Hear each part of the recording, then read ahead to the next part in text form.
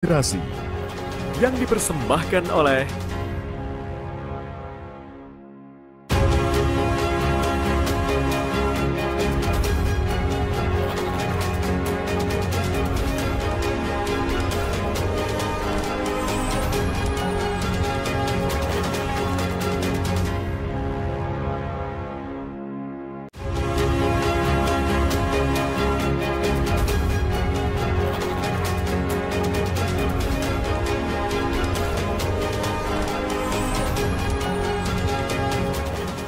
Oh, jauh juga ya kalau di sini. Ya.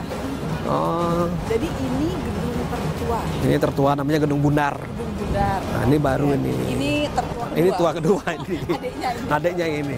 Ya, ayo sini yuk. Ya.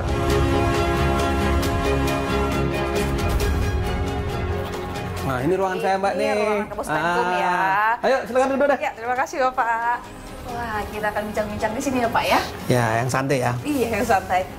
Iya, Saudara, Kejaksaan Agung Republik Indonesia baru saja merayakan Hari Bakti Adiaksa yang ke-63. Di usianya semakin dewasa, tentu tingkat kepercayaan publik terhadap kejaksaan ini meningkat terhadap kinerja dan perannya sebagai lembaga penegak hukum. Nah, kepercayaan publik terhadap kejaksaan menjadi modal utama dan juga modal yang paling dikedepankan bagi kejaksaan untuk terus melakukan transformasi dan gerakan reformasi agar dapat meningkatkan pelayanan hukum sesuai dengan amanat perundang-undangan kejaksaan. Lantas seperti apa penilaian publik terhadap kinerja dari Kejaksaan Agung Republik Indonesia dan bagaimana upaya dari kejaksaan untuk tetap mempertahankan dan meningkatkan kepercayaan masyarakat? Selama 60 menit ke depan kami akan berbincang bersama saya Gati Kamka di Zona Inspirasi.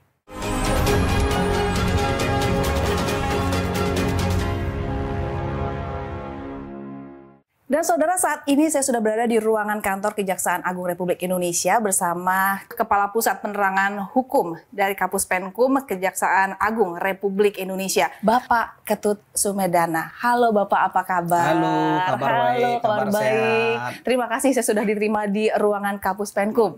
Nah, Bapak, sebelum kita berbincang lebih jauh, kami ucapkan selamat atas Hari Bakti Adiaksa ke-63.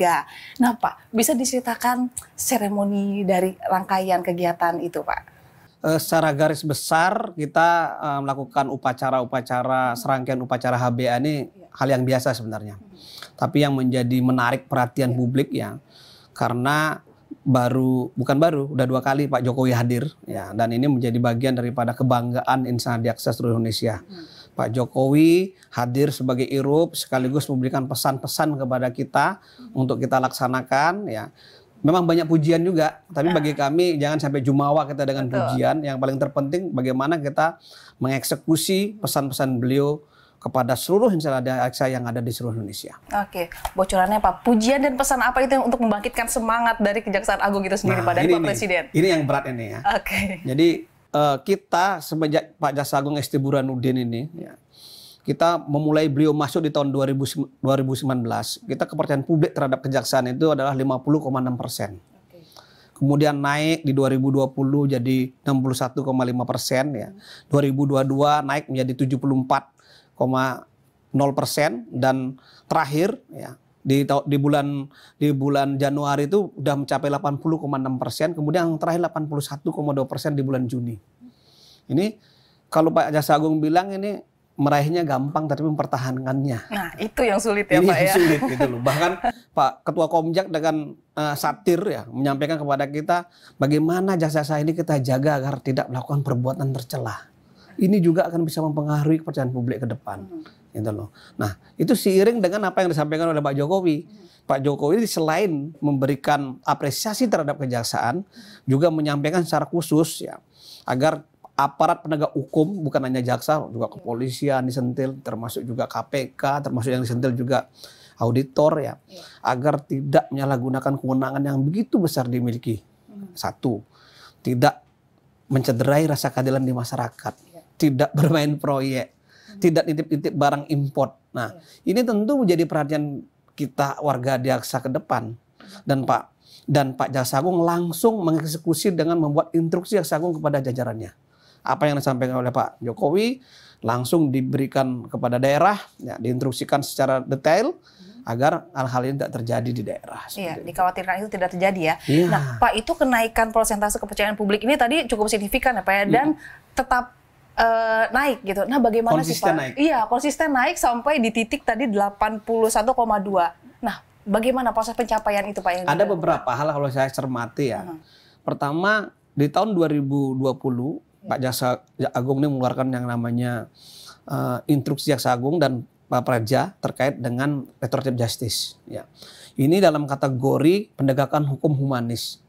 Jadi sudah 3.000 lebih perkara-perkara ya, yang bisa diselesaikan dengan restoratif justice, yaitu penyelesaian perkara di luar pengadilan dengan penghentian penuntutan dengan sistem restoratif justice. Jadi nggak perlu sampai ke pengadilan perkaranya. Nah, ini diinspirasi adanya perkara-perkara kecil yang tidak terdampak luas di masyarakat dan kerugiannya juga nggak terlalu banyak. Ya, sehingga ini perlu dimediasi, perlu ada jalan keluar. Kalau semua perkara masuk ke pengadilan, nanti ada over capacity, dampaknya biaya penanganan perkara tinggi. Nah, ini juga menjadi inspirasi ya bagi teman-teman penegak hukum yang lain yang belum melakukan hal yang sama ya. Dan kita sudah mendapatkan penghargaan internasional bahkan ini. Jadi Achievement Award dari IAP ini kita satu-satunya Jaksa Agung yang diberikan penghargaan. Itu salah satu program. Kemudian yang di lain sisi di bidang penindakan ya, di Jampisus ini menangani perkara triliunan, Pak. Semua triliunan, mulai dari Asabri, Jiwasraya yang dari tahun 2020 kita lakukan sampai 2023 ini ya. Asabri dengan Jiwasraya aja 40 triliun kerugian. Kemudian naik lagi perkara Garuda 8 triliun, ya kan. Perkara minyak goreng ya, itu kerugiannya sampai 4,7 triliun ya. Kemudian ada perkara Waskita Karya 2,5 triliun, dan terakhir ada perkara yang sangat fenomenal, perkara Duta Palma yang mungkin masyarakat tidak tahu tapi sebenarnya dampaknya kepada masyarakat sangat besar ya. Itu kalau kita hitung 8,6 triliun tapi dibuktikan di pengadilan 4,3 triliun. Dan terakhir ada perkara BTS yang kerugiannya juga sangat signifikan 8 triliun. Sehingga kalau di total seluruhnya kerugian negara itu 152 triliun. Total kerugian negara dan perekonomian negara. Inilah yang menyebabkan publik menjadi perhatian khusus kepada kejaksaan. Di sisi lain, di samping adalah perhatian kita adalah kerugian negara dan perekonomian negara, ya, juga Jaksa Agung ini memfokuskan diri menangani perkara yang terkait dengan hajat hidup orang banyak. Salah satu contoh minyak goreng. Jadi di tengah kelangkaan minyak goreng, ya kan, sampai orang ngantri bahkan ada yang meninggal dunia, harga terlalu tinggi. Sementara kita adalah produsen terbesar minyak goreng di dunia. Kebutuhan pokok karena itu paling masyarakat. Dan itu adalah termasuk kebutuhan pokok. Ini langka. Ini kan aneh, ya kan? Orang mati di lumbung padi ini, ya kan? Nah, kita berada di tengah-tengah itu, melakukan penindakan terhadap perkara itu, dan kita berhasil membuktikan 5 orang tersangka mendapat hukuman 5-8 tahun penjara. Dan itu sudah ada putusan Mahkamah Agung. Dan terakhir kita menetapkan 3 korporasi besar ya, dengan kerugian yang cukup signifikan. Nah, dan apa yang terjadi? Ya, minyak goreng menjadi normal. Minyak goreng menjadi kembali menjadi di hati masyarakat. Ya, nah, ini yang publik kembali lagi ya Pak, kepercayaan. Dan yang terakhir ini Pak, yang terakhir saya cerita minyak goreng. Tol langit lagi. Tahu tol langit nggak? Tol langit ini adalah perkara BTS. Yang menghubungkan adalah jaringan secara virtual, secara transformasi digital. Ini. Apa keinginan dari pemerintah presiden menjadi proyek strategis nasional ini? Keinginan adalah untuk apa? Untuk semua daerah tertinggal, daerah terluar, itu fokus situ ya Pak ya. Daerah terdepan untuk mendapatkan informasi yang sama, akses yang sama. Gitu loh. Nah, ini ternyata ada korupsinya. Nah, disinilah kejaksaan hadir, gitu loh. Sehingga memang kalau saya lihat indikator-indikator yang menyebabkan kepercayaan masyarakat tinggi itu adalah banyak. Di samping program-program yang langsung menyentuh kemasyarakatan. Misalnya kami membuat program Omjek. Ya, obrolan menarik jaksa menjawab. Nah, ini menarik seperti apa ke masyarakat untuk mendekati masyarakat. Kita bikin program Jaga Desa. Programnya banyak kejaksaan, Pak. Jadi kami Omjek ini ya. Jadi semua permasalahan hukum di masyarakat kita keliling ke desa minimal 1 minggu. Jadi menyentuh langsung ya Pak ya masyarakat. Ada permasalahan hukum, langsung kita telepon. Misalnya, Pak, saya punya KTP, bagaimana cara ngurusnya? Kita langsung dukcapil telepon, selesaikan. Artinya ada akses dari masyarakat untuk Akses masyarakat lapor langsung begitu Pak ya, dan direspon dengan cepat. Itu kita langsung mendatangi. Sehingga memang jaksa itu tidak hanya kelihatannya di sidang kayak saya sekarang ini pakai pangkat, pakai toga di sidang. Nggak gitu. Jadi jaksa harus hadir di tengah-tengah masyarakat dan bermanfaat bagi masyarakat. Oke, nah kami masih ingin menggali lagi manfaat bagi masyarakatnya itu apa saja sih Pak, selain tadi Bapak sudah jelaskan. Nanti kita akan membahas lebih jauh, tetap bersama kami di Zona Inspirasi.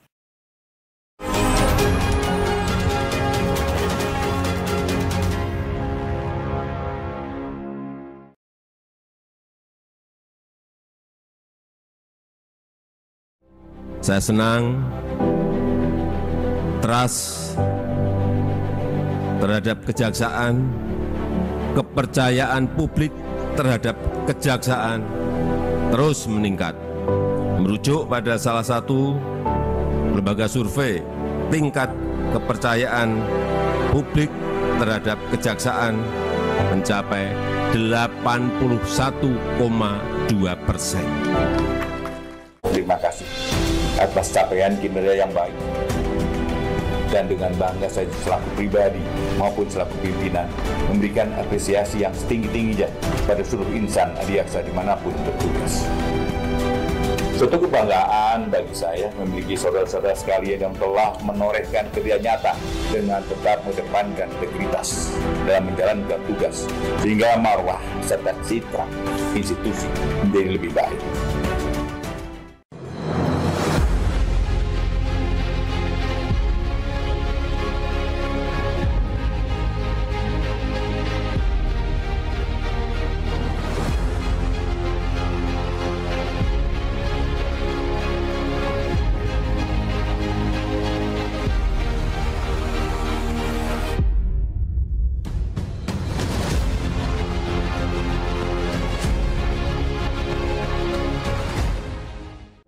Saya senang trust terhadap kejaksaan, kepercayaan publik terhadap kejaksaan terus meningkat. Merujuk pada salah satu lembaga survei, tingkat kepercayaan publik terhadap kejaksaan mencapai 81,2%. Terima kasih atas capaian kinerja yang baik. Dan dengan bangga saya selaku pribadi maupun selaku pimpinan memberikan apresiasi yang setinggi-tingginya pada seluruh insan adiaksa dimanapun bertugas. Suatu kebanggaan bagi saya memiliki saudara-saudara sekalian yang telah menorehkan kerja nyata dengan tetap mengedepankan integritas dalam menjalankan tugas, sehingga marwah serta citra institusi menjadi lebih baik.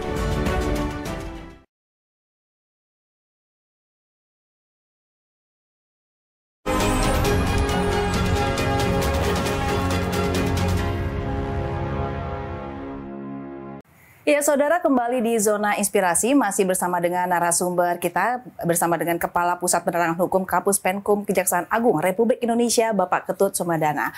Bapak, kita lanjutkan. Tadi kita sudah membahas banyak mengenai kasus-kasus apa saja yang membuat publik ini kembali kepercayaannya kepada Kejaksaan Agung Republik Indonesia. Kembali mengenai Hari Bakti Adiaksa. Ini bagaimana Pak? Pesan-pesan yang disampaikan oleh Pak Presiden yang tadi sempat membahas mengenai jangan ada penyalahgunaan kewenangan. Nah, bagaimana Pak? Nah, saya bicara dulu mengenai kegiatan ya. Jadi di Hari Bakti Adiaksa itu kita melakukan kegiatan olahraga secara internal. Ya, itu udah biasa lah. Kemudian Pak Jaksa Agung memerintahkan kami agar melakukan suatu kegiatan yang sifatnya ilmiah. Jangan sampai hanya internal aja, tapi ada hal-hal yang bisa bermanfaat bagi institusi dan bagi dunia akademisi dan penegakan hukum. Sehingga Pak Jaksa Agung secara serentak memerintahkan seluruh kesatuan kerja di Kejaksaan untuk membuat seminar nasional. Seminar nasional ini. Dengan menghadirkan profesor-profesor ternama di daerah maupun di pusat. Gitu loh. Untuk apa tadi? Agar kita menghasilkan karya-karya ilmiah yang bisa dimanfaatkan oleh penegak hukum dan praktisi hukum ke depan. Ya kan? Kemudian di sisi lain, khusus di Kejaksaan Agung, kita melakukan bedah buku. Bedah bukunya Pak Jaksa Agung. Kumpulan tulisan Pak Jaksa Agung dari tahun ke tahun. Kita bedah. Oke, poin-poin apa saja tuh Pak yang dibedah? Banyak hal. Ya, ada gagasan, tindakan, langkah Pak Jaksa Agung ya. apa saja yang terkait dengan kebijakan-kebijakan beliau. Ya, salah satunya tadi kita bahas tentang restoratif justice, tentang penegakan hukum, ya, itu kita bedah dengan menghadirkan akademisi yang membedahnya. Kemudian kita juga meluncing buku, 18 buku karya Insan Adiaksa. Salah satunya di Puspenkum kita meluncing 4 buku di tahun ini. Oke, buku apa saja itu, Pak? Nah, bukunya ada di sini nih.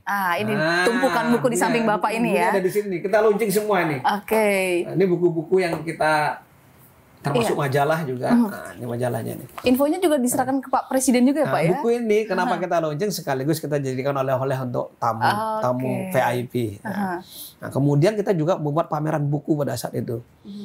64 pameran buku karya Insan Adiaksa. Karya anak-anak jaksa-jaksa di seluruh Indonesia. Maksudnya apa? Itu untuk menginspirasi, motivasi jaksa-jaksa ini untuk berkarya lebih bagus, lebih banyak.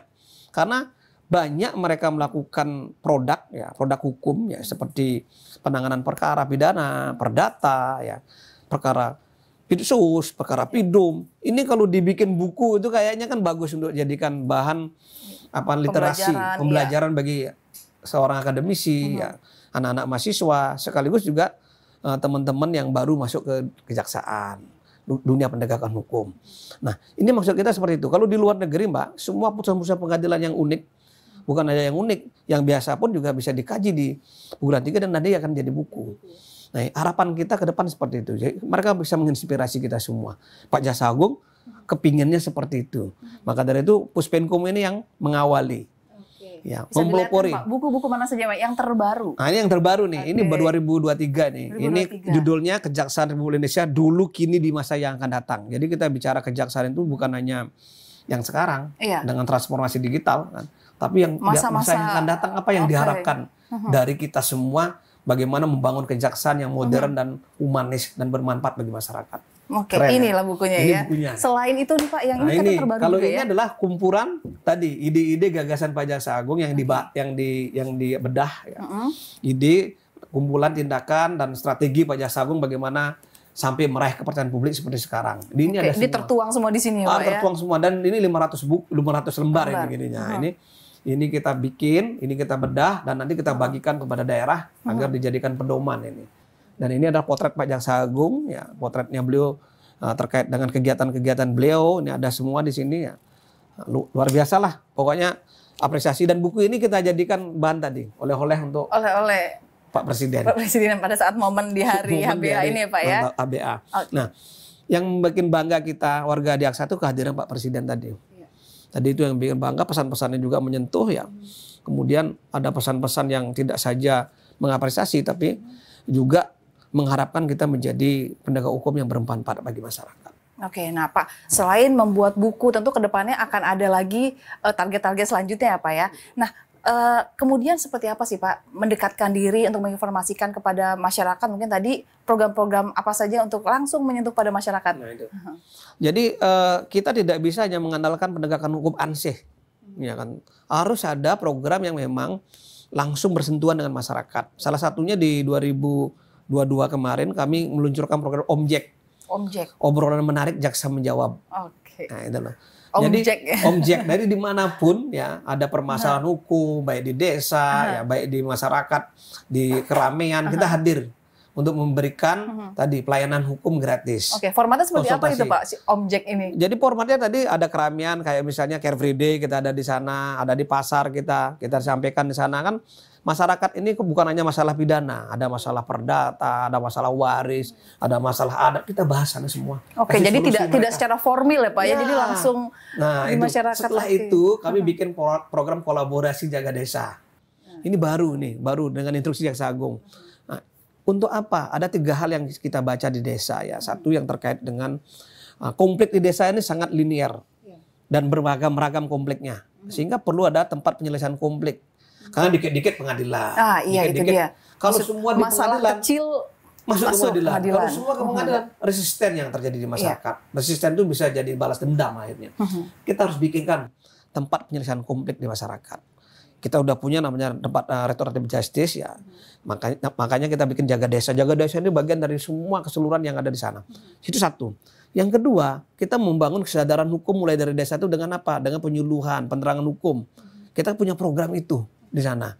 Untuk apa? Untuk mereka bisa melek hukum sehingga pelanggaran hukum bisa diminimalisir. Targetnya itu siapa saja Pak? Masyarakat? Ya masyarakat luas, termasuk tokoh-tokoh masyarakat. Kemudian yang tiga ini yang tidak kalah pentingnya ya, ada dana desa yang banyak, yang sekarang ini hampir 1 sampai 2 miliar ya. Dan permasalahan menurut data ICW itu adalah paling banyak itu adalah masalah penyalahgunaan dana desa terkait dengan korupsi. Nah kita harus hadir di sana. Hadirnya kejaksaan itu apa? Untuk mendampingi mereka. Mereka ini kan orang-orang, mohon maaf ya, banyak yang tidak punya pendidikan, tidak punya pengetahuan terkait dengan pengelolaan dana desa. Jadi kita hadir di sana bagaimana cara mengelola dengan baik. Pembinaan di situ ya Pak ya. Biar mereka karena ketidaktahuannya kadang-kadang bisa masuk penjara. Kita Iya betul-betul. Mungkin itu tidak bermaksud mereka. Tidak bermaksud. Nah, Pak Jaksa Agung udah wanti-wanti. Tolong didampingi mereka. Kalau hanya masalah administratif, sudahlah kembalikan saja. Kan bisa saja dia salah membeli salah apa kan. Ini kita dampingi dia. Kita hadir di sana tengah-tengah masyarakat dalam rangka itu. Karena apa? Karena pelayanan terdepan itu ada di desa. Pelayanan masyarakat yang terdepan di desa. Kalau di desa nggak bagus, bagaimana mau mendirikan yang lebih besar yaitu negara? Maka desa yang paling penting untuk kita angkat dulu. Gitu. Ini sudah terbukti efektif ya Pak dengan upaya-upaya ini? Sudah, kita lakukan di seluruh Indonesia, langsung kita sebar dan sudah dieksekusi oleh teman-teman satker yang ada di daerah, baik di Kejaksaan Tinggi maupun Kejaksaan Negeri. Dan itu cukup menekan dampak hukum itu. Dampaknya terjadi keharmonisan di masyarakat. Kalau masyarakat sudah sadar hukum, ya kan gitu ke depannya ya. Ini sudah tadi karena ada penyuluhan dan penerangan hukum di desa itu tujuannya untuk menyadarkan hukum. Kalau mereka sudah sadar hukum, udah melek hukum, saya yakin penegak hukum sudah nggak digunakan lagi. Iya, karena sudah sadar. Nah, mereka sudah sadar di beberapa sudah negara. Ya, Pak, ya, beberapa negara kan kenapa tingkat kesadaran hukumnya tinggi ya, mereka harus ngantri, harus apa kan. Ini karena mereka sudah punya kesadaran hukum, bahkan buang sampah pun ada aturannya. Nah, kita kepingin itu terjadi ke depan gitu loh. Tapi dengan cara ya step demi step. Nggak bisa langsung membangun langsung selesai, nggak bisa. Iya, karena pendekatan ke masyarakat desa itu berbeda ya Pak ya. Pendekatan kemanusiaan dengan pendekatan dengan represif itu berbeda. Maka kita di samping represif, kalau memang sudah bandel banget tadi, udah kerugian negara yang besar, udah great di sana, udah rakus, ya Pak, pasti kita tindak. Gitu loh. Nah, yang selama masih bisa humanis, yang masih kita humanis bisa kita perbaiki ya, itu yang disebut dengan penegakan hukum humanis tadi. Penegakan hukum humanis itu ya. Maka tema kita dalam HBA ini, temanya tadi Mbaknya sudah ngomong tadi, yaitu penegakan hukum yang tegas dan humanis mengawal pembangunan nasional. Nah, jadi begini, saya cerita itu ya. Humanis itu apa? Tegas itu apa? Tegas kita tetap melakukan suatu tindakan-tindakan penyidikan, ya kan, penangkapan, ya, eksekusi, perampasan terhadap aset-aset koruptor. Proses hukum tetap berlanjut ya Pak ya. Memang harus tegas, nggak boleh enggak. Kenapa? Ketika itu kita biarkan, maka mereka akan terjadi di mana-mana. Harus ada, makanya ada istilahnya ya, penindakan pencegahan yang efektif itu adalah penindakan itu sendiri. Gitu loh. Ada suatu adigium kayak begitu. Kalau kita menindak sering-sering pasti ada efek jerahnya untuk itu. Yang itu kita lakukan dari sisi penindakan yang tegas tadi, sehingga triliunan tadi itu adalah wujud dari ketegasan. Nah, sekarang yang humanis. Kenapa harus humanis gitu loh? Tadi yang kecil-kecil kita bangun dengan cara penyelesaian humanis. Kita bikin program yang humanis, ya kan. Nah, tetapi bagaimana kok bisa mengawal pembangunan nasional ini kan menjadi pertanyaan, ya kan? Walaupun kita melakukan suatu tindakan yang begitu masif terhadap koruptor, baik di pusat maupun di daerah, tapi kita nggak boleh mengganggu keberlanjutan pembangunan nasional. Kita dampingi mereka. Salah satu contoh BTS. Ya, BTS kita lakukan tindakan, tapi sisi lain kita harus dampingi dia bagaimana kasus ini bisa selesai dan bisa dimanfaatkan oleh masyarakat dan negara tidak dirugikan. Nah kita tahan dulu Pak. Bagaimana Kejaksaan Agung ini mendampingi pembangunan nasional untuk masalah hukum? Nah, nanti kita akan lanjut di segmen berikutnya. Tetap di Zona Inspirasi.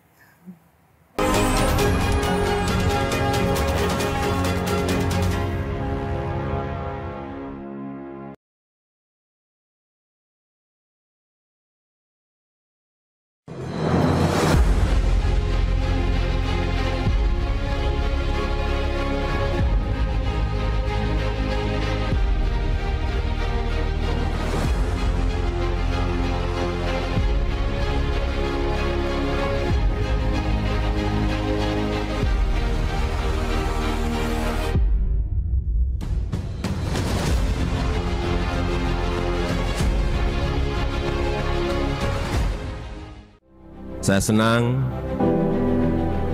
trust terhadap kejaksaan, kepercayaan publik terhadap kejaksaan terus meningkat. Merujuk pada salah satu lembaga survei, tingkat kepercayaan publik terhadap kejaksaan mencapai 81,2%. Terima kasih atas capaian kinerja yang baik. Dan dengan bangga saya selaku pribadi maupun selaku pimpinan memberikan apresiasi yang setinggi-tingginya pada seluruh insan Adiaksa dimanapun bertugas. Suatu kebanggaan bagi saya memiliki saudara-saudara sekalian yang telah menorehkan kerja nyata dengan tetap mengedepankan integritas dalam menjalankan tugas, sehingga marwah serta citra institusi menjadi lebih baik.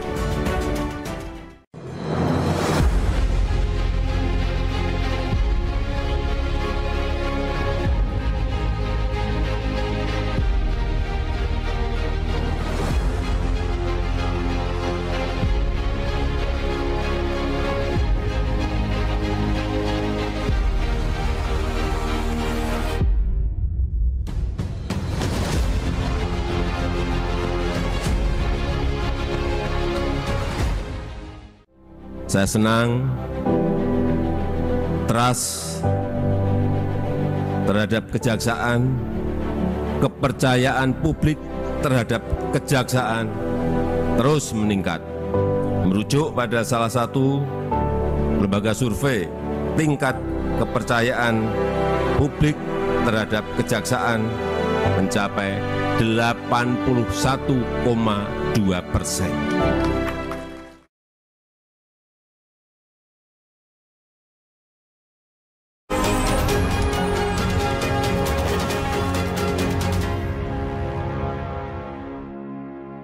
Ya saudara, masih di zona inspirasi dan kita masih membahas lebih jauh mengenai kepercayaan publik terhadap Kejaksaan Agung Republik Indonesia. Masih bersama kita itu Bapak Ketut Sumedana selaku Kapus Penkom. Bapak, kita lanjutkan perbincangan tadi mengenai mendampingi pembangunan nasional. Itu seperti apa sih Pak? Begini, jadi di kejaksaan itu tidak saja mempunyai kewenangan di bidang pidsus dan bidum, yaitu tentang penindakannya. Penindakan perkara-perkara pidum, sampai ke penuntutan, sampai eksekusi, juga perkara pisus dari penyidikan sampai eksekusi. Tapi kita punya bidang lain yang tidak kalah menariknya, yaitu bidang perdata tata usaha negara, ya kan? Di mana bidang ini salah satu itemnya adalah melakukan satu asistensi terhadap proyek-proyek strategis nasional. Ya kan? Di sisi lain kita juga punya bidang intel, melakukan pengamanan terhadap proyek-proyek strategis nasional. Ini hampir mirip ini. Iya. Tapi di sisi lain ini adalah melakukan istilahnya secara intelijen ya, menggali informasi, bahan keterangan apa sebagainya ya, apakah berpotensi bermasalah nggak perkara ini kalau di bidang intel seperti itu. Tapi dibilang pidum bisa memberikan pertimbangan hukum, pelayanan hukum ya secara gratis ya. Sehingga memang betul-betul dua bidang ini berkolaborasi bisa mewujudkan pembangunan yang tepat guna, tepat waktu dan tepat manfaat. Tujuannya seperti itu. Manfaatnya harus tepat dan tidak ada melenceng ya, Pak ya. Melenceng sehingga tidak ada prosedur penyalahgunaan di sana kan. Tapi kalau misalnya kita sudah dampingi mereka ada penyimpangan di lapangan, kita akan stop pendampingan. Kalau bisa kita tindak. Langsung tindak tegas kalau balik bisa kita tindak lagi tegas ya, Pak ya. tadi, gitu, kembali kepada yang tadi. Iya. Maka dari itu sejak awal mulai dari proses misalnya pembangunan, kalau ada yang perlu dimintakan pendapat hukum atau pertimbangan hukum, kita siap meladeni pemerintah, bukan hanya pemerintah pusat tapi juga pemerintah daerah. Itu khusus proyek-proyek yang strategi nasional dan strategi daerah. Tidak semua proyek loh ya. Karena jaksa ini sedikit sebenarnya jumlahnya, tapi maka dari itu kita harus pilih proyek-proyek yang betul-betul bermanfaat bagi orang banyak. Nah poin ini kan akan terselenggara dengan baik, ada kerjasama dengan instansi lainnya. Bagaimana Pak menjaga atau agar tetap berkesinambungan gitu Pak untuk dengan instansi lain? Bagaimana Pak itu menjaganya? Begini, di bidang Datun itu sudah terbiasa melakukan MOU ya dengan instansi lain dalam rangka tadi, baik dalam rangka legal assistant, legal opinion, ya, termasuk mendampingi mereka di luar pengadilan maupun dalam pengadilan ketika ada suatu permasalahan hukum. Dan yang terakhir adalah melakukan asistensi terhadap proyek-proyek yang ada di kementerian. Ini sudah terbiasa kita lakukan gitu loh. Nah, sehingga tadi harus dipilih yang mana yang harus kita dampingi, yang tadi itu ya. Yang dampingi adalah yang mengandung nilai atau mengandung strategi nasional yang bermanfaat bagi masyarakat luas dan nilainya juga tinggi. Jadi nggak semua yang proyek kecil-kecil nggak bisa dong yang dampingan, karena kita juga tenaga nggak banyak. Gitu. Nah itu udah fungsi Datun itu kita manfaatkan secara baik untuk kepentingan instansi lain gitu loh. Jadi komunikasi itu sering terjadi. Kadang-kadang mereka yang mendahului kita bersurat atau kita yang mensosialisasikan diri ke teman-teman instansi pemerintah pusat maupun daerah, dan mereka sangat antusias dengan keberadaan kita karena mereka merasa nyaman bekerja. Kalau misalnya mereka tanpa pendampingan gitu mungkin kayak layangan putus gitu hilang loh. Arah ya, hilang arah. Yang satu itu, yang kedua mungkin ada rasa tidak nyaman, tidak aman ke depannya. Tapi kalau kita dampingi sejak awal sampai proyek terselesaikan kan menjadi nyaman, sehingga dari sisi legalnya bisa bertanggungjawabkan. Salah satu contoh BPS sekarang. Ya, BTS 4G sekarang ini kita dampingi. Untuk apa? Biar cepat selesai. Pak Presiden memerintahkan untuk mempercepat proses ini segera. Sehingga Pak Jaksa Agung sama Pak Kominfo Bank Baru kemarin ketemu membahas itu bagaimana ini bisa cepat dan kita dampingi sesuai dengan harapan masyarakat. Dan dapat bermanfaat bagi masyarakat tentunya. Nah Pak, kendala dalam pendampingan itu pasti ada Pak. Ya. Apa sih Pak kendala-kendala? Banyak lah. Kadang-kadang mereka kan kita dijadikan bumper. Ini sorry ya kalau dijadiin bumper ya. Kadang-kadang gitu. Nah kita nggak mau itu terjadi gitu loh. Maka dari itu memang sejak awal harus ada tim intelijen dulu turun. Siapa yang ada permainan nggak dalam proyek ini? Seperti apa proyek ini kan gitu. Nah, itu yang kendala yang paling sering kita lihat di lapangan. Nah, kendala-kendala lain mungkin ada kalau terkait dengan alam, mungkin itu kan bisa Presmeyer kan masih bisa kita ginikan kan. Nah, ini biasa yang terjadi lah. Semua kendala bisa kita selesaikan secara hukum ya. Kadang-kadang mereka di dalam proses perjalanan kontrak ya mereka bermasalah satu sama lain, saling gugat, itu biasa. Itu loh, ada yang ini belum selesai, ini biasa. Jadi kehadiran jaksa itu ada di sana. Apakah proyek ini bisa dilanjutkan? Apa bisa kita pakaikan dengan rekanan baru atau seperti apa? Di sanalah kita bisa memberikan pendapat hukum. Oke. Nah, terkadang kendala ini menjadikan masyarakatnya perspektif bahwa tidak menilai itu biasa. Itu loh, ada yang ini belum selesai, ini biasa. Jadi kehadiran jaksa itu ada di sana. Apakah proyek ini bisa dilanjutkan? Apa bisa kita pakaikan dengan rekanan baru atau seperti apa? Di sanalah kita bisa memberikan pendapat hukum. Oke. Nah, terkadang kendala ini menjadikan masyarakatnya perspektif bahwa tidak menilai secara optimal gitu Pak kejaksaan. Bagaimana Pak mensiasati itu Pak? Tentu begini, tidak semua yang kita lakukan di mata masyarakat itu menjadi kelihatan baik semua kan. Kadang-kadang jangan sampai nanti juga dia bermain proyek atau dia yang menjadi rekanannya, dia menentukan rekanannya. Itu sudah digaidenkan oleh Pak Jaksa Agung, jangan sampai terjadi itu. Ya, jangan sampai kita jadi pemain kedua di sana. Ya kan, kedua dan ketiga. Ya, ini dilarang betul ya Pak Jaksa Agung. Nah, ketika kita melakukan satu pendampingan harus betul-betul kita objektif, transparan dan independen. Nah, transparan itu sangat dibutuhkan ya Pak ya, agar perspektif orang tidak berbeda. Tidak berbeda-beda, maka dari itu memang harus kita sampaikan kepada masyarakat. Ya kan, bukan berarti dengan kehadiran kita di sana mereka jadi nyaman semua, tidak. Justru menjadi tidak nyaman. Karena apa? Kita akan tegakkan aturan-aturan yang memang sesuai dengan aturan hukum ketika proyek itu sedang berjalan. Jadi tidak dengan seenaknya seperti ada pengawasan ya Pak ya? Nggak bisa, pengawasan itu ketat kalau di kita.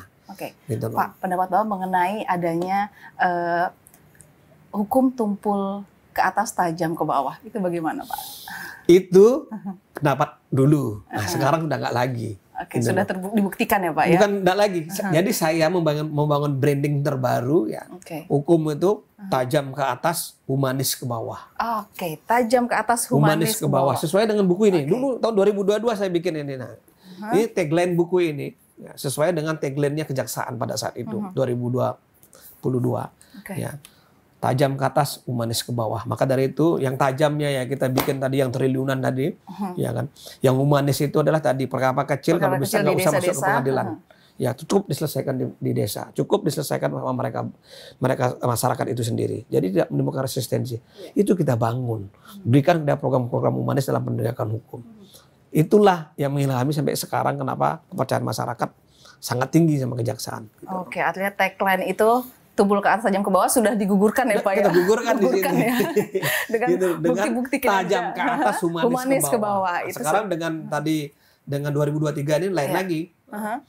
Tegas dan humanis untuk mengawal pembangunan nasional. Tegas dan humanis untuk mengawal pembangunan nasional. Nah, ini menarik. Nanti kita akan membahasnya lagi. Tapi Pak, kita bisa membahasnya. Ini kan sudah di ruangan kerja Bapak. Ada lagi ruangan yang lebih menarik, yang lebih tegang. Mungkin Banyak di sini banyak tempat. Ada tempat IT, ada tempat yang sakral, banyak. Ada tempat tim kreatif di sini banyak. Nah, kita ingin tahu ini apa saja sih kegiatan dari Kampus Penkum ini di gedung ini. Kita bisa nanti boleh, ya, Pak, ya? Boleh. Oke. Ya, tetap bersama kami di Zona Inspirasi. Nanti kita akan membahasnya jauh lebih dalam lagi. Tetap bersama kami.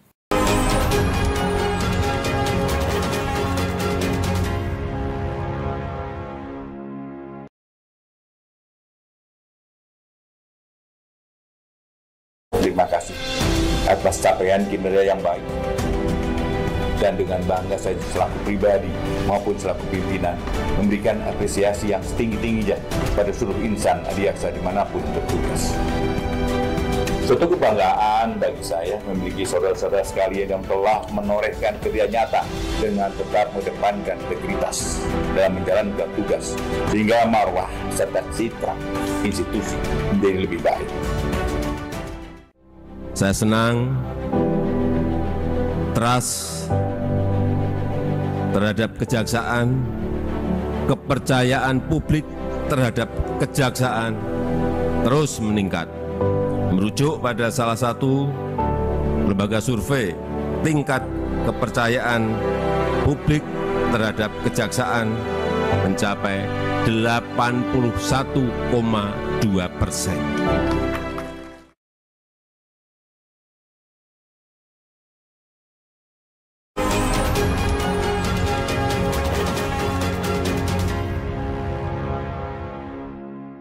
Saudara masih bersama kami di Zona Inspirasi dan kita akan kembali melanjutkan perbincangan kita bersama dengan Bapak Ketut dari Kejaksaan Agung Republik Indonesia. Bapak, kita pindah ruangan nih Pak. Ini ruangan favorit Bapak apa bukan Pak? Sengaja saya ajak ke sini biar suasananya lebih tegang sedikit. Oke, biar lebih tegang. Apa nih ruangan? Biasanya ruangan ini kami persiapkan untuk mengumumkan tersangka. Waduh, jadi ruangan tegang ya. Ruangannya banyak yang nggak suka. Bagi mereka yang takutnya jadi tersangka. Gitu. Tapi sebenarnya sih acak-acak aja sih, tergantung kapusnya sih. Oh gitu ya Pak ya. Nah tadi Bapak bilang tempat yang tidak disukai tersangka. Nah Pak, hukum ini kan harus bermanfaat bagi masyarakat. Itu mungkin bagi masyarakat yang berkelakuan benar, tapi memiliki kesalahan atau tersangka itu bagaimana Pak?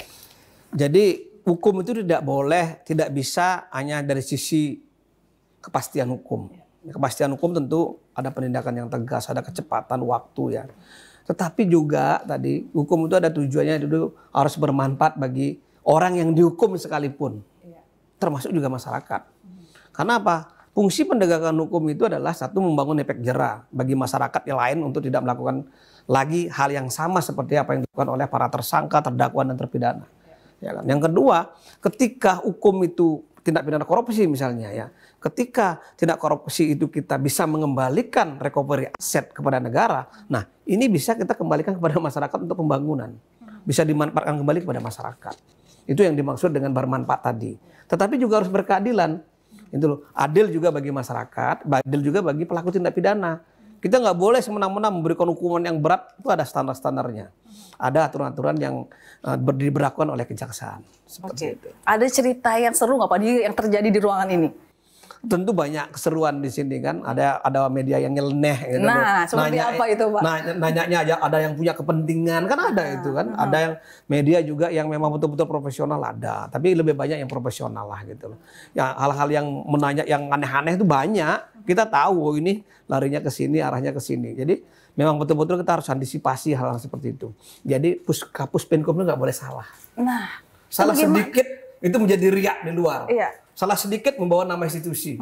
Maka dari itu kita betul-betul mempersiapkan diri ketika kita sudah tampil di kamera. Itu tugas berat tidak Pak? Ya berat banget. Itu harus kita menyiapkan materi, harus kita betul-betul performan bagus, selalu tersenyum kan, walaupun dalam hati menangis.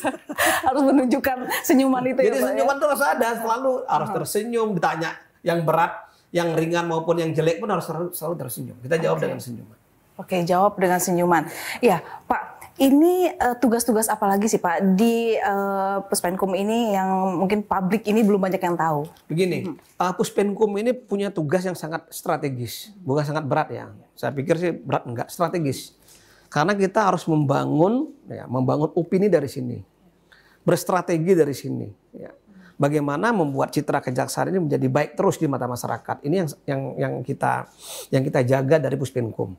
Bagaimana yang nggak kalah pentingnya kinerja-kinerja yang baik ini bisa nyampe ke masyarakat. Itu publikasi harus terus-menerus. Gitu loh. Memberikan opini harus terus-menerus. Bukan opini, tetapi fakta yang sebenarnya harus nyampe ke masyarakat. Gitu loh. Sehingga memang tahu apa sih tugas-tugas kejaksaan itu, apa sih yang dikerjakan kejaksaan, manfaatnya apa sih. Nah, ini harus nyampe ke masyarakat. Tugasnya Puspenkum itu membranding institusi dan membranding pimpinan. Oke. Meluruskan opini-opini yang salah itu bagaimana, Pak? Oh, tentu kita ada strateginya. Kalau yang negatif kita kecilkan, ya yang positif kita besarkan. Tentu kita punya strategi gitu. Kita harus punya strategi dan tidak boleh kita sampaikan di sini. Oh, ternyata nih strateginya Puspenkum ini enggak itu. Ketahuan rahasianya. Ketahuan rahasianya kan rahasia dapurnya harus kita sendiri dong yang tahu. Iya. Oke, baik. Pak, ini kan penegak hukum seperti adanya di masyarakat ini tentara yang arogan atau pelakunya pun militer, ini korbannya pun masyarakat sipil. Ini bagaimana Pak tindakan-tindakan yang dilakukan penegakan hukumnya seperti apa sih Pak? Gini, saya yakin ya ngelihat penegak hukum dulu sama sekarang udah berbeda ya. Dengan adanya jurnalisme netizen atau netizen jurnalisme, ya, kan apa-apa menjadi viral, apa-apa menjadi viral harus kita lakukan penindakan ya. Penegak hukum jadi lebih waspada, lebih hati-hati, dan lebih transparan dalam melakukan penegakan hukum. Harus objektif, tidak boleh lagi bermain-main. Ya, dengan situasi yang sekarang sedikit-sedikit viral, sedikit-sedikit sedikit-sedikit menjadi cemoohan ya. Iya, kan? Booming sedikit-sedikit ya. Ini harus menjadi bahan introspeksi dari penegakan hukum itu sendiri. Saya kira ini hal yang bagus gitu loh. Nggak ada yang salah, nggak ada yang jelek. Namanya di era transformasi digital, mau suka tidak suka kita harus beradaptasi dengan itu. Suka tidak suka, hukum yang berkembang ini harus kita adaptif. Nggak bisa kita itu dianggap jelek. Sedikit lapor, sedikit nggak benar ini. Nggak boleh. Itu harus didudukkan, ditegakkan, dan direspon secara cepat, tepat, dan sesuai dengan apa yang menjadi keinginan masyarakat. Ya, masyarakat melihat langsung ya Pak di situ. Karena ya. masyarakat Jadi saksi sudah terang langsung. benderang. Jadi sekarang ini sudah kayak akuarium kita ini. Apa yang kita tidak bisa lakukan ditutupi. nggak bisa ditutupi gitu loh. Maka dari itu saya ngomong sama Pak Jaksa Agung, Pak. Kita tidak boleh istilahnya menutupi sesuatu yang jelek. Harus kita buka, harus kita tindak. Nggak mungkin kita menutupi sesuatu secara terus-menerus. Maka dari itu yang ada adalah bagaimana Jaksa Agung itu harus tegas terhadap tindak-tindakan yang tercela dilakukan oleh anak buahnya, oleh oknum yang dilakukan oleh kejaksaan. Ya, kembali lagi transparansi itu akhirnya ibaratnya hal yang positif ya Pak ya. Nah, apa yang terjadi setelah itu ya di pengawasan ini sangat harus ya, karena laporan semakin banyak. Karena kita membuka keran seluas-luasnya, jadi laporan semakin banyak. Jadi laporan dari masyarakat tentang perbuatan-perbuatan jaksa yang tercela, tentang perbuatan kejaksaan yang melawan hukum, yang memanfaatkan kedudukan, yang bermain proyek tadi ya, semakin banyak dilaporkan oleh pimpinan. Ya kan. Nah, yang sekarang terjadi apa? Dari tahun 2020 ya, catatan saya ini, saya buka catatan saya ini ya. Ini dari pengawasan ini. Yaitu jumlah pegawai yang melakukan satu pelanggaran ini dari tahun ke tahun menurun. Ya. Dari tahun 2021 itu ada 209 pelanggaran. Dari berat, sedang, dan ringan. Ya. 2022 ada 167 pelanggaran. Ya. Dari udah menurun dari 200 jadi 167. Kemudian untuk tahun ini cuma 56 pelanggaran. Bahkan Pak Jaksa Agung udah segan-segan mencopot. Mbak tahu nggak, ada jaksa sampai dipenjarakan, dipidanakan. Itu ada 6 jaksa ini tahun ini ada yang dipenjarakan, dipidanakan. Artinya tidak pandang jabatan, tidak pandang bulu ya Pak ya? Tidak ada urusan. semua. Karena saya sampaikan ke para pimpinan, Pak Jaksa Agung terutama ya, kita harus lakukan tindakan yang memang betul-betul membangun mindset kejaksaan itu sudah berbeda sekarang dengan era sekarang Pak. Nggak ada yang bisa kita tutupi. Kalau dulu kan kita galang media, galang masyarakat. Nggak bisa mengendalikan media. Nggak bisa dikenalikan, media ini nggak bisa dikenalikan. Masyarakat sudah menjadi media itu sendiri sekarang. Sedikit viral, sedikit tadi yang saya bilang di era netizen jurnalisme. Jadi yang menjadi jurnalis ini ya dia masyarakat, gitu loh. Jadi no viral no justice itu memang betul, memang harus kita akui, jangan kita sepelekan. Iya, kita harus mengikuti masa itu harus ya. segera tanggap, cepat, tepat melakukan suatu tindakan. Oke, itu yang berfungsi di situ siapa sih Pak? Ini fungsi Puspenkum ini. Oke. Ketika ada permasalahan di daerah, kita harus segera menelpon pimpinannya. Ini kenapa? Bagaimana cara penyelesaiannya? Sampai di mana laporannya? Kita respon dan kita sampaikan kepada media. Jadi masyarakat puas. Kalau kita diamkan itu lama-lama berlarut-larut ini menjadi bias dan kita menjadi nggak orang karuan. Biasnya malah itu negatif ke kita terus. Betul. Gitu. Karena masyarakat menilai bahwa ada sesuatu yang ditutup. Masyarakat tuh seneng ketika kita melakukan tindakan terhadap oknum-oknum yang nakal tanda kutip tadi ya. Iya. Oknum ya. Masyarakat tuh seneng. Oke. Iya Nah Pak. itu tugasnya Puspenkum. Oke, tugasnya Puspenkum. Nah Pak, tugas dari Jaksa Agung Muda Tindak Pidana Militer. Nah ini suatu hal yang baru ya. Jadi tindak pidana militer ini baru 2 tahunan ini ya, sudah melakukan banyak kegiatan menurut saya ya. Ada 500-an kegiatan konsultasi ke daerah-daerah karena ini terkait dengan tugas baru ya, terkait dengan tindak pidana koneksitas yang dilakukan antara sipil dan TNI. Ya kan ini hal yang baru ini. Sehingga memang dipimpin oleh seorang Maijen TNI Angkatan Darat sekarang. Kalau kemarin dari Marinir ya yang memimpin kita. Sekarang dari Angkatan Darat. Itu pangkatnya Maijen ya. Nah, tugasnya apa tadi? Nah, juga sama dengan tindak pidana khusus. Dia bisa melakukan penyidikan tapi terhadap perkara-perkara koneksitas. Yang tersangkanya atau pelakunya adalah sebagiannya adalah TNI, Tentara Nasional Indonesia gitu loh. Itu loh. Nah, ini hal yang baru tuh. Apakah sudah ada hasilnya, Pak? Ada. Kita sudah melakukan penindakan di perkara Pertahanan, Kementerian Pertahanan. Yaitu perkara satelit, kerugian negaranya hampir 600 miliar. Oke. Itu di satu, tahun? Di tahun ini sedang berjalan. Sekarang perkara sedang disidangkan. Ada juga perkara perumahan prajurit Angkatan Darat. Nah, itu kerugian negaranya sampai 200 miliar. Ini juga sedang berjalan. Dan bahkan sudah ada yang diputus sampai 10 tahun itu. Nah, ini bagian daripada prestasi yang masyarakat tidak tahu. Gitu loh. Maka dari itu saya sampaikan bahwa kita juga punya bidang tindak pidana militer. Iya, Kenapa di kejaksaan ini dijaga sama tentara-tentara ketika kita melakukan suatu penindakan, penahanan, penangkapan? Ya karena kita juga melibatkan mereka untuk pengamanan dan sebagainya. Salah nggak? Saya pikir nggak salah karena itu bagian dari unsur organik daripada kejaksaan. Oke. Baru tahu kan? Iya, ini hal yang Jangan baru tegang ya, lihat Pak, saya dong. Gitu loh. Iya. Pak, pusing nggak sih Pak menghandle sebegitu banyaknya kasus yang bertanya kepada Saya kira sini? tidak ada yang berat. Tadi yang penting tergantung manajemen kita. Tadi apa yang ditanyakan kan mengalir aja kan. Bagaimana kata manajemen teman-teman karena anak buah saya juga profesional semua. Jadi apa yang saya butuhkan langsung ini apa yang saya butuhkan langsung jadi. Makanya di sisi-sisi itu kita masih bisa bikin majalah, bisa bikin buku dan sebagainya. Kita bikin pameran, bahkan ada yang pergi kemana-mana melakukan penyuluhan hukum. Oke, nggak masalah. Okay. Dan itu tugas kita. Iya. Nah kegiatan lain apa sih Pak dari Puspenkum ini Pak yang masyarakat belum tahu juga? Banyak. Jadi ada kegiatan pameran kita ya. Ada yang melakukan podcast. Nah, tahun kemarin kita datangin artis. Jadi pada kaget. Loh artis kok di endorse apa dibayar gimana? Pada kaget semua. Itu loh. Bukan itu maksudnya. Karena artis ini followernya banyak. Sekarang zaman transformasi digital ya. Jadi kita harus mengikuti era itu, era milenial, era Gen Z ini yang harus kita ikuti mereka itu loh. Sehingga masyarakat jadi lebih tahu tentang kejaksaan gitu loh. Itu membranding institusi itu yang paling terpenting tugas kita. Oke, jadi Kejaksaan Agung ini mengikuti tren dari Gen Z ya Pak. Oh iya dong. Harus berjiwa muda biar informasi masuk kemana-mana ya Salah Pak, satunya yang kita lakukan perubahan di kejaksaan ini, terutama di Puspenkum bagaimana melakukan digitalisasi. Nah, perubahan-perubahan apa yang bersifat lebih modern yang dilakukan oleh Puspenkum nanti kita akan lebih membahasnya jauh lebih dalam di segmen berikutnya. Tetap bersama kami di Zona Inspirasi.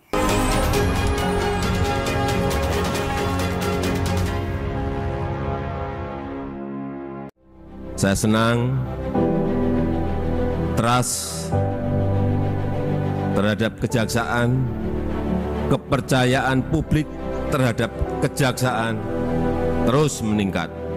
Merujuk pada salah satu lembaga survei, tingkat kepercayaan publik terhadap kejaksaan mencapai 81,2%.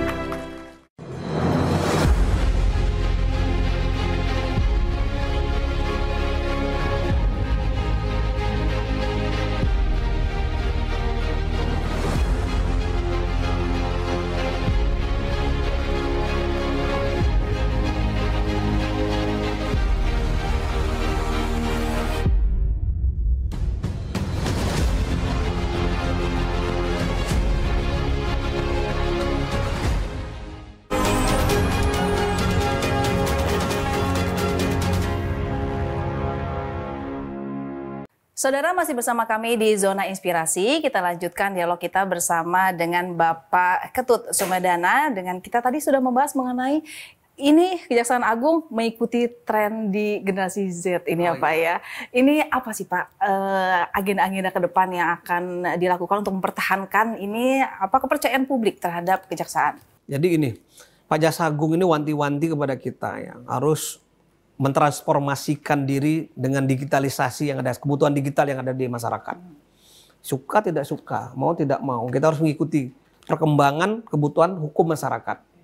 Jadi Pak Jaksa Agung bikin CMS. CMS itu adalah Case Management System yang ada di tindak pidana khusus dan tindak pidana umum. Jadi masyarakat bisa melakukan akses informasi secara update dan aktual melalui CMS. Di mana kita lihat di website Kejaksaan RI, Go.id. Kita punya websitenya. Website itu saya redesign. Bagaimana website itu adalah menjawab tantangan publik, ya, menjawab segala permasalahan yang ada di kejaksaan, segala permasalahan yang ada di penegakan hukum, di website itu kita update begitu. Dan sekaligus bagaimana kita mengirim berita melalui website. Semua ada di sana.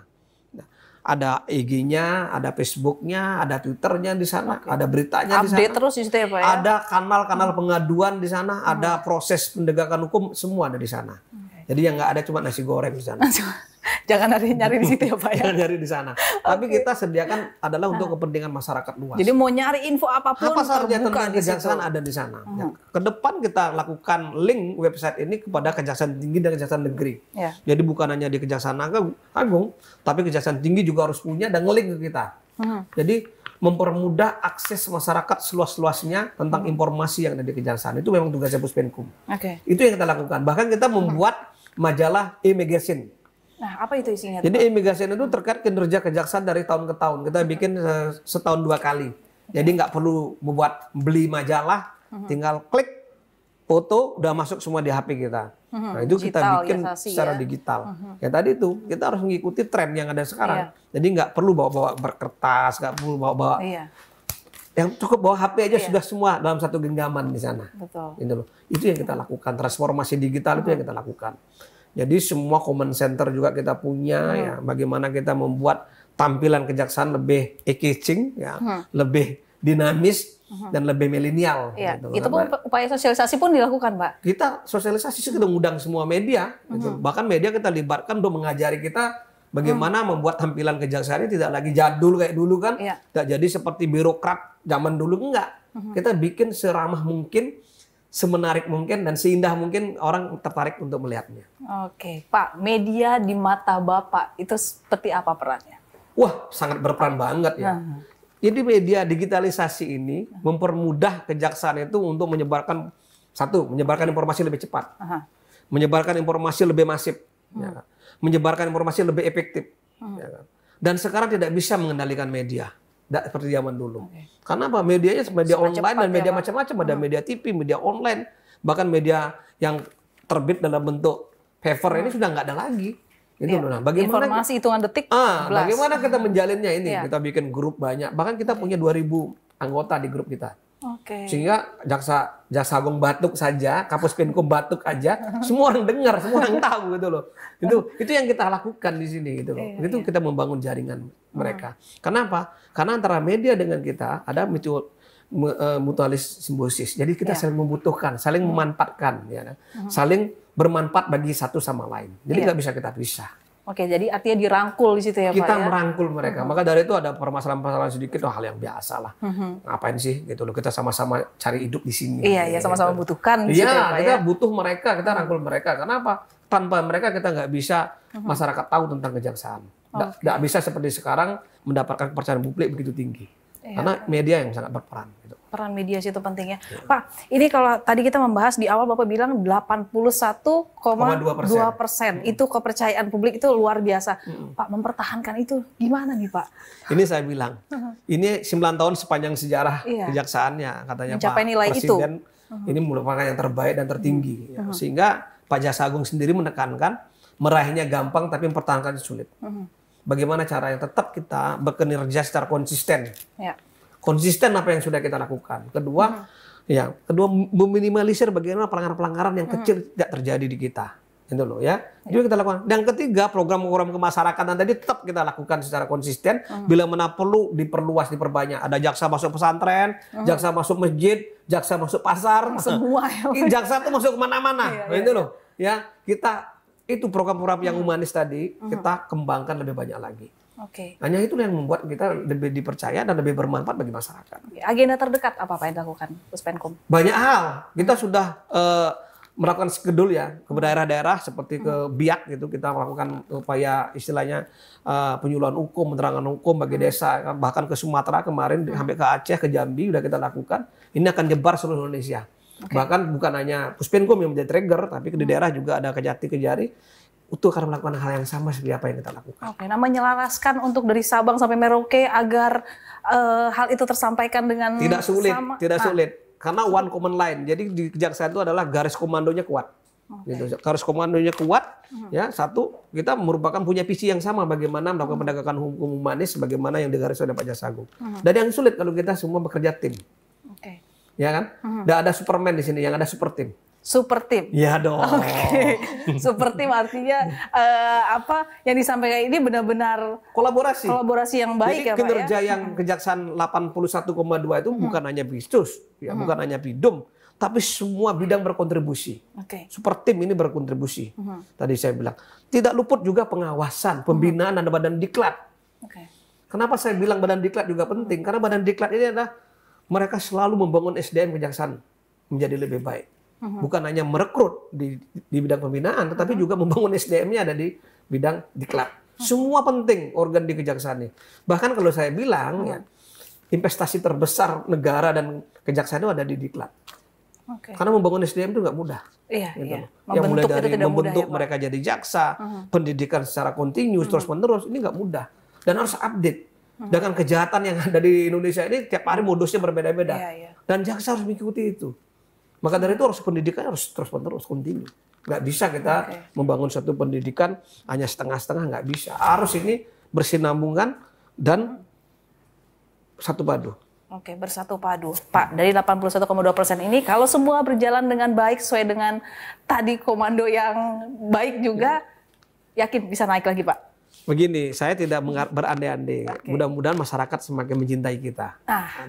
Caranya bagaimana tadi? Kita harus konsisten, ya. Satu. Yang kedua, memperbanyak program yang bagus untuk kepentingan masyarakat, yang bermanfaat bagi masyarakat. Dan jaksa selalu ada di tengah-tengah masyarakat sebagai sahabat masyarakat. Oke, mantap. Bukti itu yang akan nanti feedbacknya kepercayaan masyarakat lebih meningkat lagi ya Pak ya? Itu yang kita harapkan. Oke Pak, harapan Bapak ke depannya dengan adanya tingkat kepercayaan masyarakat terhadap Kejaksaan Agung yang sangat signifikan ini apa? Harapan saya kepada insan jaksa seluruh Indonesia, ya, agar tadi penegakan hukum itu dilakukan secara profesional dan proporsional. Ya. Yang kedua, bagaimana melakukan penegakan hukum itu lebih dirasakan manfaatnya kepada masyarakat. Ya. Yang ketiga, hindari pelanggaran-pelanggaran yang sekecil apapun yang bisa mencederai rasa keadilan di tengah-tengah masyarakat. Oke, itulah ya Pak ya pesan-pesannya. Jadi pesan itu agar dilaksanakan. Pesan dilaksanakan sehingga diharapkan kepercayaan publik terhadap Kejaksaan Agung ini menjadi motivasi lebih lagi untuk lembaga penegak hukum ini. Yang penting jangan jumawa. Jangan jumawa. Jangan jumawa, jangan berbesar hati. Ya, jadikan ini sebagai cambuk untuk bekerja lebih bagus dan bermanfaat bagi masyarakat. Oke, itu yang lebih penting masyarakat. Akhirnya tindakan-tindakan hukum di negara ini akan lebih minim lagi ya Pak ya. Oke, iya. Itulah tadi perbincangan kita dengan Bapak Ketut Sumedana selaku Kepala Pusat Penerangan Hukum dari Kapuspenkum Kejaksaan Agung Republik Indonesia. Semoga dengan adanya tingkat kepercayaan publik ini kepada Kejaksaan Agung Republik Indonesia berdampak positif bagi masyarakat dan juga keadaan Indonesia ini memperkuat fondasi lembaga untuk bekerja lebih baik lagi agar kepentingan masyarakat dan negara ini dapat maksimal seperti tindakan hukum dapat terakomodir dengan baik. Keakomodir dengan baik, tindakan hukum dapat minim di situ ya Pak ya. Baik, 60 menit sudah perbincangan kita berlangsung. Akhir kata saya Gati Kamka pamit undur diri. Terima kasih dan sampai jumpa. Terima kasih Bapak.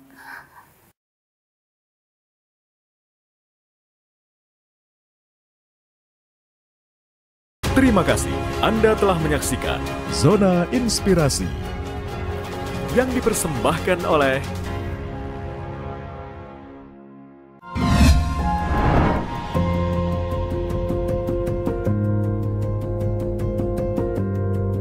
Kompas TV, Rumah Pemilu.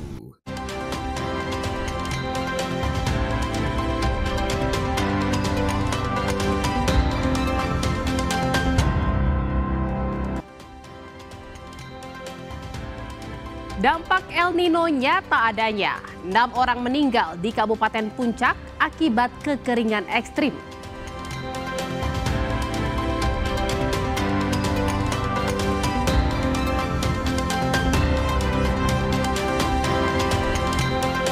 Enam orang yang meninggal tertabrak kereta di Jombang, Jawa Timur masih bersaudara. Korban hendak menjenguk keluarga yang sakit.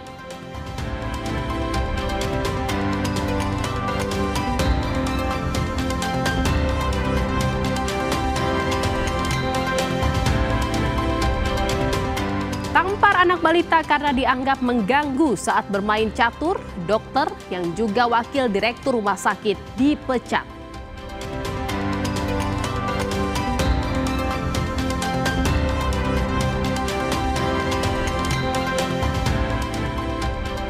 Halo, selamat sore saudara. Apa kabar Anda hari ini? Semoga selalu sehat dan tetap